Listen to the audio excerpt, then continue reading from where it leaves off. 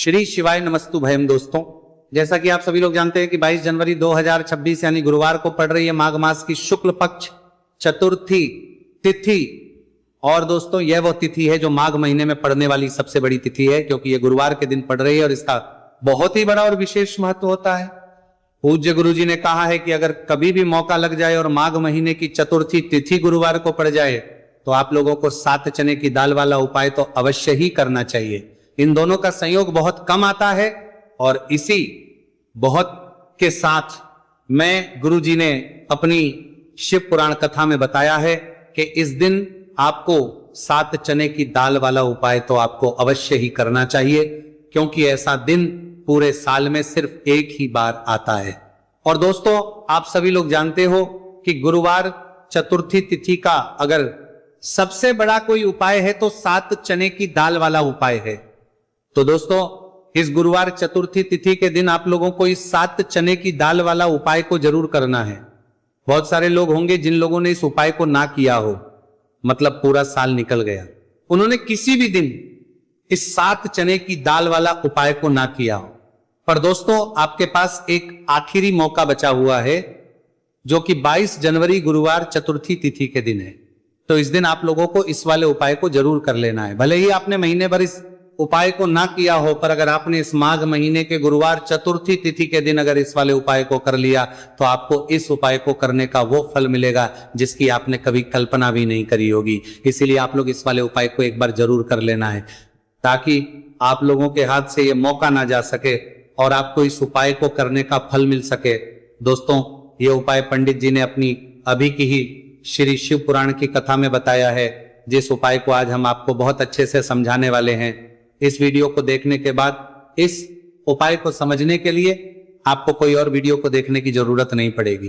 तो चलिए दोस्तों, उपाय को शुरू करते हैं।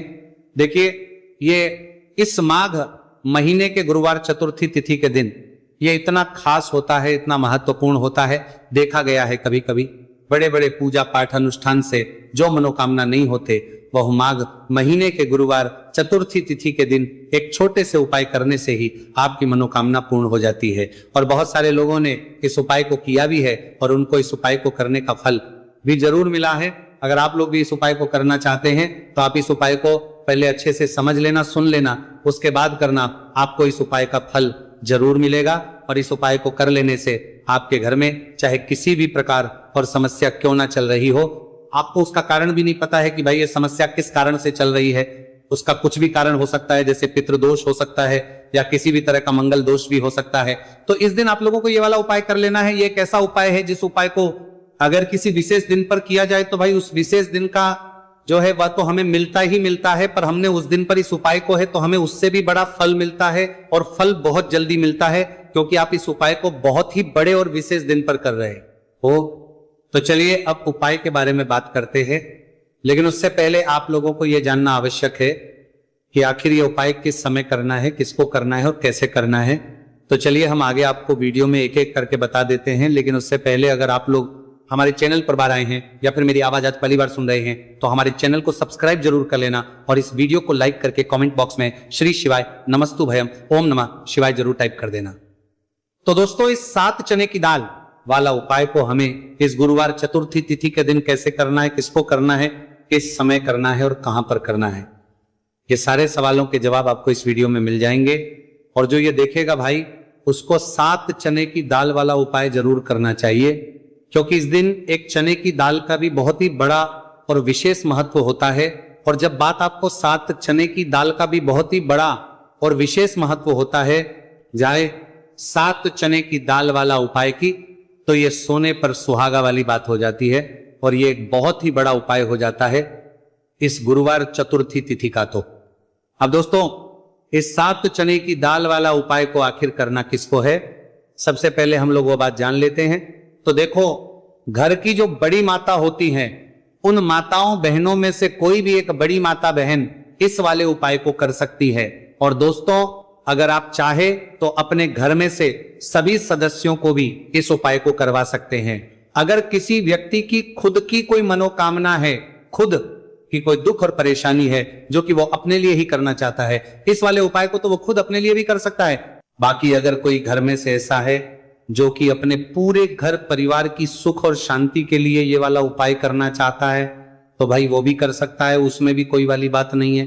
कहने का मतलब यह है कि इस उपाय को हर एक सदस्य भी कर सकता है और पूरे घर परिवार के सदस्य के लिए घर की बड़ी माताओं बहनों में से कोई एक माता बहन भी कर सकती है। माताएं बहनें अगर घर में उपस्थित ना हो या वो ये वाला उपाय ना कर पा रही हो तो फिर घर का कोई बड़ा सदस्य भी इस 7 चने की दाल वाला उपाय को कर सकता है, चाहे फिर वो पुरुष ही क्यों ना हो, उसमें कोई भी दिक्कत वाली बात नहीं है। अब दोस्तों जो अगला प्रश्न निकल कर आता है वो ये आता है इस उपाय को लेकर कि आखिर इस उपाय को हमें किस समय करना, सुबह के समय करना है कि शाम के समय करना है।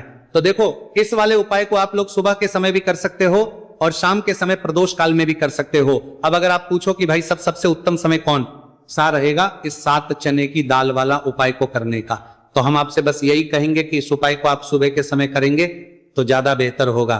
बाकी अगर प्रदोष काल शाम के समय भी करेंगे तो भी अच्छा होगा, उसमें कोई भी दिक्कत वाली बात नहीं है।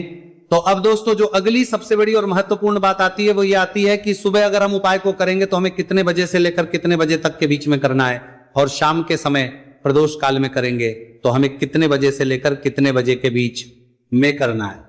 तो देखो सुबह जितनी जल्दी हो सके आप उपाय को करने की कोशिश करना। बाकी अगर किसी कारणवश लेट भी हो जाओ, थोड़ी देर भी हो जाए तो 10 या 11 बजे तक भी आप कर लेना, पर 12 बजे से ज्यादा देरी ना हो, ठीक है, इस बात का ध्यान रखना। उसके बाद में दोस्तों अगर शाम के समय प्रदोष काल की बात करें, प्रदोष काल का जो समय है होता है वो शाम के 6 बजे से शुरू हो जाता है। मतलब शाम के 6 बजे से लेकर 7 बजे के बीच का जो समय होता है ये समय प्रदोष काल का समय होता है। तो आप इस उपाय को 7 या 8 बजे के बीच में भी कर सकते हो। मतलब शाम के 6 बजे से 8 बजे के बीच में आप कभी भी इस वाले उपाय को कर सकते हो, उसमें कोई भी दिक्कत वाली बात नहीं है।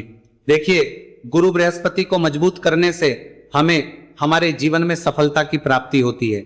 यदि हमारा किसी भी प्रकार का कार्य अटक रहा है, परिपूर्ण ही नहीं हो पा रहा है, तो हमें अपने गुरु ग्रह को मजबूत करना बहुत अधिक आवश्यक होता है। देखिए जब भी आपको ऐसा लगने लगे कि आपका जो जीवन है बहुत ही ज्यादा दुर्भाग्य के साथ बीत है, आपके कोई भी कार्य सिद्ध नहीं हो पा रहे हैं, तो जीवन में दुर्भाग्य को सौभाग्य में बदलने के लिए आपको ये चमत्कारिक उपाय करने चाहिए। तो गुरुवार की जो ये चतुर्थी तिथि है आपके जीवन से सारे दुर्भाग्य को दूर करने वाली है। देखिए यदि आपका गुरु ग्रह मजबूत नहीं है, गुरु ग्रह से जुड़ी किसी भी प्रकार की समस्या है, तब भी आपको यह उपाय करना चाहिए। आपके विवाह से जुड़ी किसी भी प्रकार की परेशानी है, बुद्धि ज्ञान और विवेक से जुड़ी किसी भी प्रकार की समस्या है, साथ ही साथ जीवन में सौभाग्य की प्राप्ति करना हो, जीवन से दुर्भाग्य को दूर करना हो और जीवन में यदि सफलता की प्राप्ति करना हो, तो आपको ये चमत्कारिक उपाय जरूर करने हैं। देखिए आज के इस पूरे वीडियो में हम आपको 3 महा उपाय बताने वाले हैं और ये तीनों ही उपाय आपके जीवन की सारी समस्याओं को समाप्त करने वाले हैं। तो चलिए दोस्तों जान लेते हैं विशेष उपाय के बारे में। देखिए इस उपाय को करने के लिए आपको मात्र 7 चने की दाल लेनी होगी, यानी कि आपको 7 चने की दाल लेनी होगी।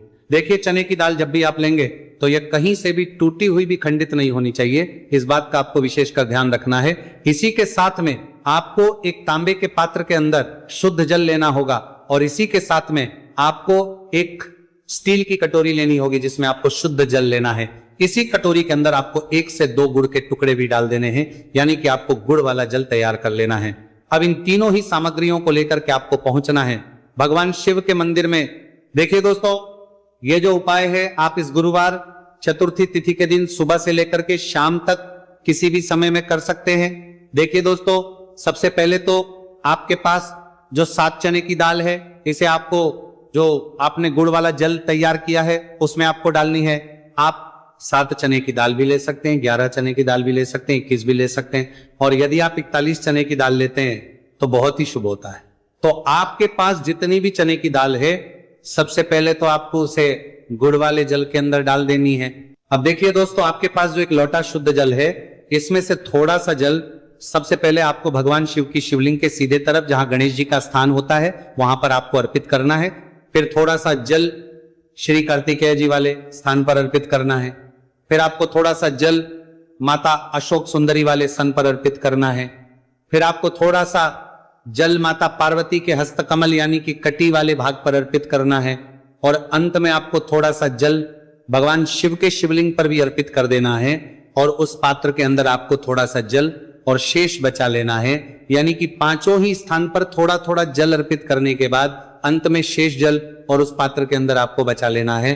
अब आपको बृहस्पति ईश्वर महादेव का स्मरण करना है और आपके पास जो चने की दाल है इसे आपको अपने सीधे हाथ में रखनी है। देखिए गुरु का दिन है, इसीलिए आपको ओम नमो भगवते वासुदेवाय इस मंत्र का जाप भी करना है।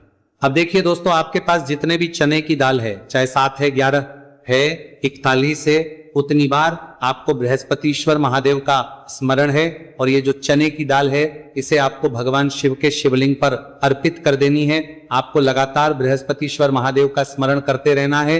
अब देखिए अंत में जो आपने उस पात्र के अंदर शेष जल बचाया था इसे आपको भगवान शिव के शिवलिंग पर ही धीरे धीरे अर्पित कर देना होगा। श्री शिवाय नमस्तु भयम इस मंत्र का जाप करते हुए ये उपाय करने मात्र से आपका जो भाग्य है वह स्वर्ण के समान चमकने लगता है। आपके से जो भी दुर्भाग्य है वह दूर होता है। तो इस प्रकार से आपको यह उपाय कर लेना है। यह उपाय आप सुबह से लेकर के शाम तक किसी भी समय में कर सकते हैं। अब दोस्तों हम जान लेते हैं गुरुजी द्वारा बताए गए दूसरे उपाय के बारे में। देखिए इस उपाय को करने के लिए आपको सबसे पहले तो मात्र थोड़ा सा शुद्ध घी लेना होगा। देखिए आपको मात्र आधा चम्मच ही शुद्ध घी लेना है और इसी के साथ में आपको एक तांबे के पात्र के अंदर आपने ही घर से शुद्ध जल लेना होगा और इन सभी सामग्रियों को लेकर के आपको भगवान शिव के मंदिर में पहुंच जाना है। आप यह उपाय सुबह से लेकर के शाम तक किसी भी समय में कर सकते हैं। देखिए सबसे पहले तो आपके पास जो एक लोटा शुद्ध जल है इसे आपको धीरे धीरे शिवलिंग पर अर्पित कर देना है। श्री शिवाय नमस्तु भयम इस मंत्र का जाप करते हुए और बृहस्पतिश्वर महादेव का मन में स्मरण करते हुए। अब देखिए दोस्तों, आपके हाथ की जो अंगूठे के पास वाली उंगली होती है, तर्जनी उंगली, उसमें आपको यह शुद्ध घी लेना है और इस उंगली से आपको शिवलिंग पर जहां माता अशोक सुंदरी का स्थान होता है वहां पर आपको इस घी से अच्छे से लेपन करना है।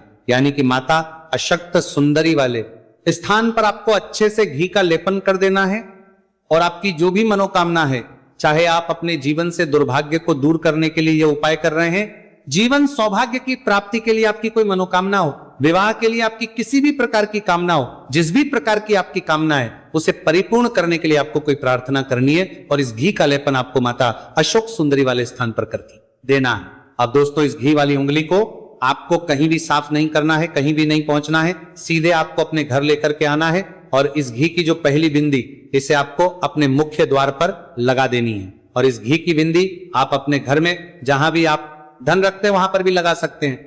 आपके घर में जहां कहीं भी रसोई घर है वहां पर भी आप इस घी की बिंदी को लगा सकते हैं। तो 3 जगह आप इस घी की बिंदी को लगा सकते हैं। आपके घर में कभी भी अन्न और धन की कमी नहीं होगी और आपके घर में जो भी क्लेश होगा वह भी समाप्त हो जाएगा। तो इस प्रकार से आपको दुर्भाग्य को दूर के लिए दूसरा उपाय करना है। तो चलिए दोस्तों अब हम जान लेते हैं तीसरे विशेष और अंतिम उपाय के बारे में। देखिए यह उपाय भी बहुत ही खास है, विशेषकर आपके भाग्य को उदय करने के लिए यह उपाय भी बृहस्पतिश्वर महादेव का ही होने वाला है और विशेषकर आपको यह उपाय भी गुरुवार चतुर्थी तिथि के दिन ही करना है। देखिए इस उपाय को करने के लिए आपको सबसे पहले तो एक प्यारी सी और सुंदर सी बेलपत्र लेनी होगी। बेलपत्र लेते समय ध्यान रखें कि यह कहीं से भी कटी फटी खंडित नहीं होनी चाहिए। यदि आपको बेलपत्र नहीं मिल पाती है तो आप शिवलिंग पर चढ़ी हुई बेलपत्र को पुनः शुद्ध जल से धो करके उसका उपयोग कर सकते हैं। इसी के साथ में आपको एक तांबे के पात्र के अंदर शुद्ध जल लेना होगा और इसी के साथ में आपको आधा चम्मच या फिर उससे भी कम शहद लेना होगा। अब दोस्तों मात्र ये तीनों ही सामग्रियां लेकर के आपको पहुंचना है भगवान शिव के मंदिर में। मंदिर पहुंच पाने के बाद आप सभी को पता है कि बेलपत्र में 3 पत्तियां होती है और बेलपत्र की जो ये तीनों पत्तियां जिस डंडी से जुड़ी हुई होती है उस डंडी पर आपको अपने सीधे हाथ की चींटी उंगली के जो पास वाली उंगली होती है, नामिका उंगली, उससे एक बिंदी लगानी है। यानी कि तीनों पत्तियों को जोड़ने वाली जो डंडी है केवल उसी पर आपको शहद लगानी है। इसके बाद आपको ये जो बेलपत्र है इससे महादेव शिवलिंग पर अर्पित कर देनी है। श्री शिवाय नमस्तु भयम इस मंत्र का जाप करते हुए देखिए बेलपत्र की जो चिकनी साइड है वो शिवलिंग से स्पर्श होगी और इसकी जो डंडी है वो जलाधारी की ओर रहेगी। इस प्रकार से आपको ये बेलपत्री शिवलिंग पर अर्पित करनी है। अब दोस्तों अंत में जो आपके पास एक लोटा शुद्ध जल है, इसे आपको धीरे धीरे शिवलिंग पर अर्पित करना है। श्री शिवाय नमस्तुभयम इस मंत्र का लगातार करते हुए देखिए, ये जल आपको एक विशेष प्रकार से समर्पित करना है, यानी कि यह जल आपको 7 बार में समर्पित करना है। यानी कि थोड़ा सा जल आपको समर्पित करना है, फिर आपको थोड़ी देर रुकना है, फिर आपको थोड़ा सा जल समर्पित करना है, फिर आपको थोड़ा रुकना है। इस प्रकार से आपको थोड़ा थोड़ा जल 7 बार में शिवलिंग पर और करना है। इस प्रकार से आपको 1 लोटे जल से ही यह जल समर्पित करना है, लेकिन को थोड़ा थोड़ा जल करके 7 बार में शिवलिंग पर यह जल अर्पित करना है। और आपको लगातार बृहस्पतिश्वर महादेव का स्मरण करते रहना है। देखिए, जैसे ही ये जल शिवलिंग से होकर के जलाधारी की ओर बह करके आएगा, तो इस जल को आपको अपने सीधे हाथ में लेना है और इस जल का छिड़काव आपको अपने पूरे शरीर पर कर लेना है। बृहस्पतिश्वर महादेव का मन में स्मरण करते हुए ये जो उपाय है आपके भाग्य का उदय करता और आपके जीवन से दुर्भाग्य को दूर करता है। तो बहुत ही आसान सा उपाय है। इस उपाय को भी आप इस गुरुवार की चतुर्थी तिथि पर करके जरूर देखना। आप